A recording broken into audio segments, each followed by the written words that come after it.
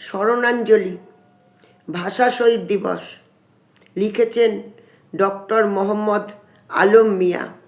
রক্ত যারা দিতে পারে তাদের দমায় কে, বীর বাঙালি বিশ্বসেরা প্রমাণ 21-এ, 52-তে শুরু যার, 71-এ শেষ, রক্ত দিয়ে কেনা আমার প্রিয় বাংলাদেশ।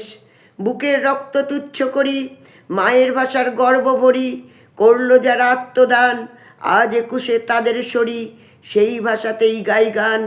52-র পথ ধরে পৌঁছে গেলাম 71-এ, অনেক রক্ত দিয়ে করি মোরা জীবনপণ, স্বাধীনতা অমূল্য ধন এলাম শেষে নিয়ে।